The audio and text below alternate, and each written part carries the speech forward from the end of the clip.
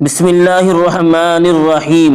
میں مفتی مشیر الحق Qasmi, BPSC TRE 40 Urdu داستان صبرس۔ تو اس داستان کو لکھنے والے ہیں ملا وجھی۔ تو اس داستان صبرس کے اندر جتنے بھی آبجیکٹو سوالات ہوں گے، سارے سوالوں کا جواب آپ کے سامنے پیش کیا جائے گا، کیونکہ امتحان میں ایسے ہی سوالات پوچھے جائیں گے۔ تو چلیے سبق کا آغاز کر رہے ہیں۔ سب سے پہلا سوال ہے، سوال نمبر 1، ما فوق الفطری عنصر کس میں پایا جاتا ہے؟ ما فوق الفطری عنصر کس میں پایا جاتا ہے؟ تو اس کا جواب ہے داستان اور مثنوی۔ کیا جواب ہے؟ داستان اور مثنوی، یعنی داستان اور مثنوی دونوں کے اندر ما فوق الفطری عنصر پایا جاتا ہے۔ آگے ہے سوال نمبر 2، شمالی ہند کی پہلی داستان کون سی ہے؟ شمالی ہند کی پہلی داستان کون سی ہے؟ اس کا جواب ہے قصہ مہر افروز و دلبر۔ قصہ مہر افروز و دلبر یہ شمالی ہند کی پہلی داستان ہے۔ سوال نمبر 3 ہے، عجائب القصص کن کی لکھی ہوئی داستان ہے؟ عجائب القصص کن کی لکھی ہوئی داستان ہے؟ اس کا جواب ہے شاہ عالم ثانی۔ شاہ عالم ثانی۔ آگے ہے سوال نمبر 4، مندرجہ ذیل میں میر بہادر علی حسینی کی لکھی ہوئی کتاب کون سی ہے؟ مندرجہ ذیل میں میر بہادر علی حسینی کی لکھی ہوئی کتاب کون سی ہے؟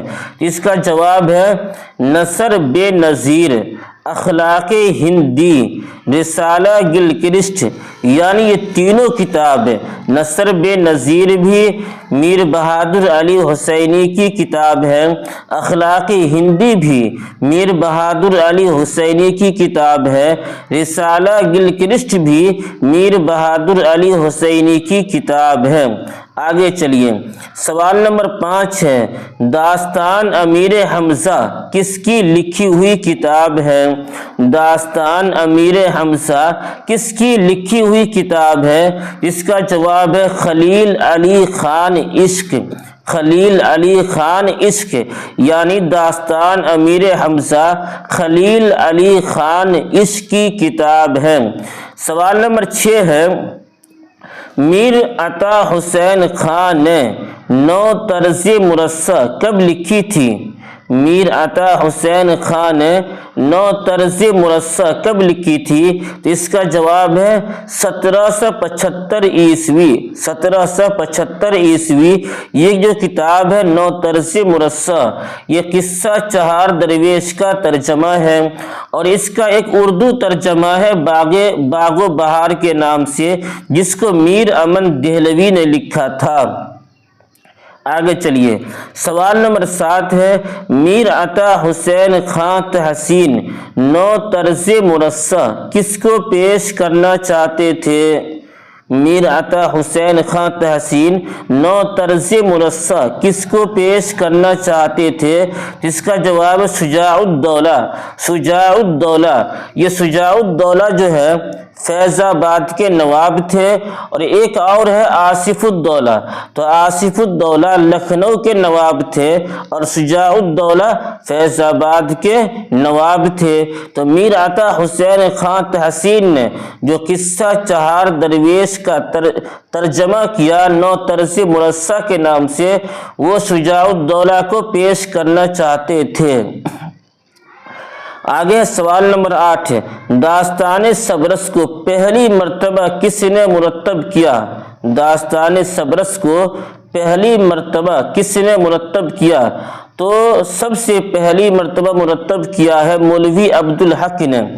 داستان صبرس کو لکھنے والے کون ہیں؟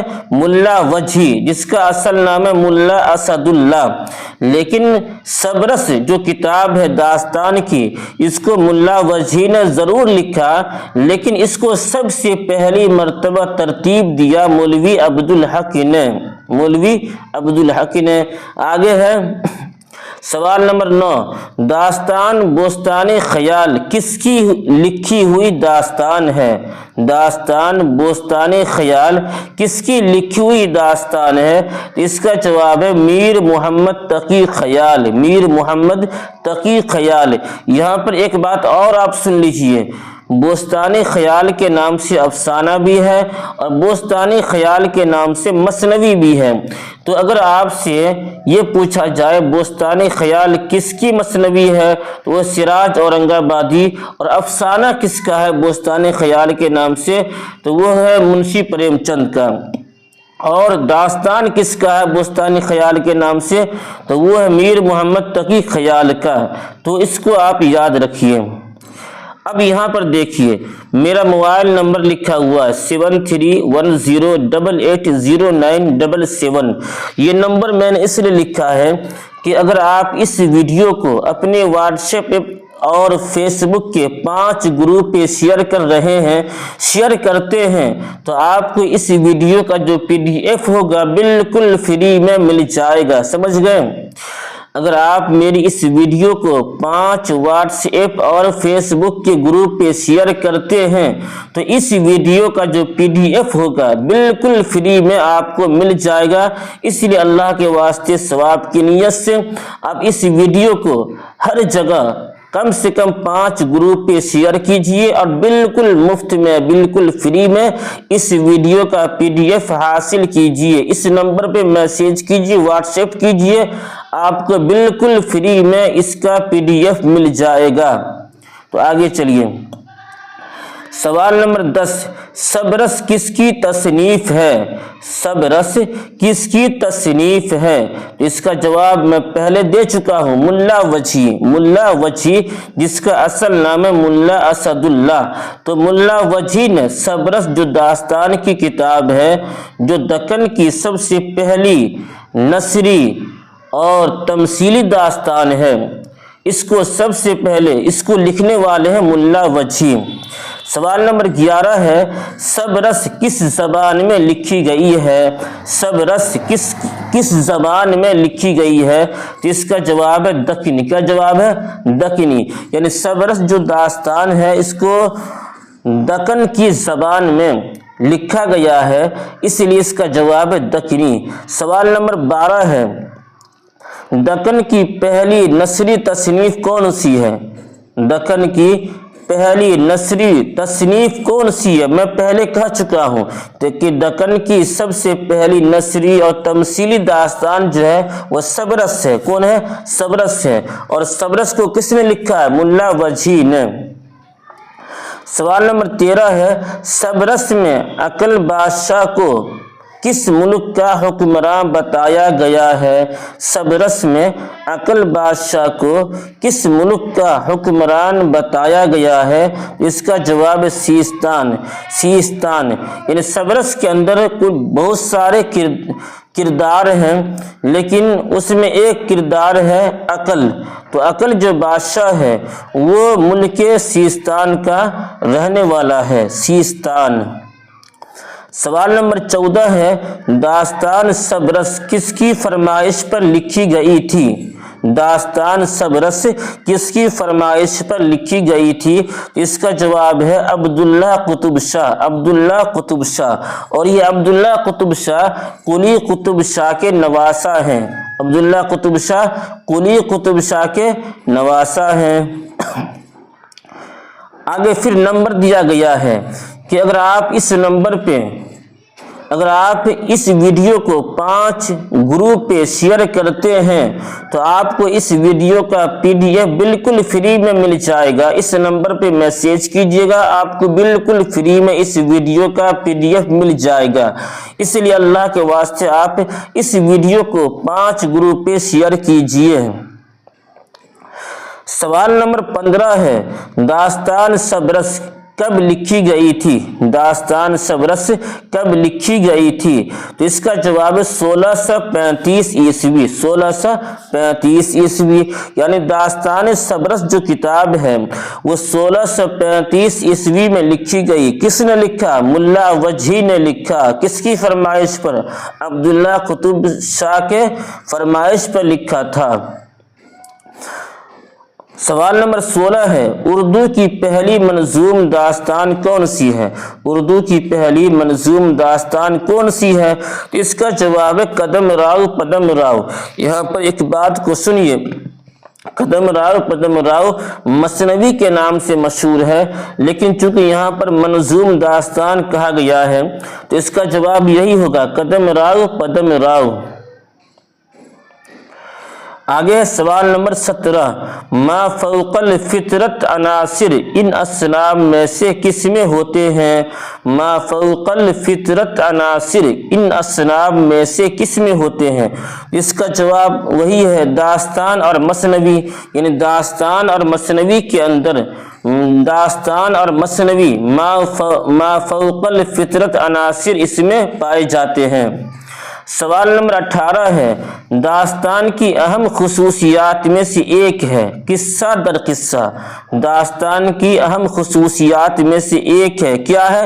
تو قصہ در قصہ، یعنی داستان اور مثنوی دونوں کے اندر قصہ در قصہ ہوتا ہے۔ داستان اور مثنوی دونوں کے اندر کیا ہوتا ہے؟ قصہ در قصہ ہوتا ہے، اور یہ فرضی قصہ ہوتا ہے۔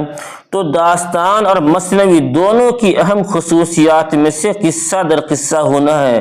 یہاں پر پھر نمبر آ چکا ہے، موبائل نمبر۔ اگر آپ اس ویڈیو کو 5 گروپ پہ شیئر کرتے ہیں تو اس ویڈیو کا جو PDF ہوگا بالکل آپ کو فری میں مل جائے گا، اس لیے آپ اس ویڈیو کو کم سے کم 5 گروپ پہ شیئر کیجئے۔ سوال نمبر 19 ہے، داستان کے بارے میں کون سا بیان درست ہے؟ داستان کے بارے میں کون سا بیان درست ہے؟ اس کا جواب ہے، داستان میں ما فوق الفطرت عناصر سے بھی مدد لی جاتی ہے۔ سمجھ گئے؟ داستان میں ما فوق الفطرت عناصر سے بھی مدد لی جاتی ہے۔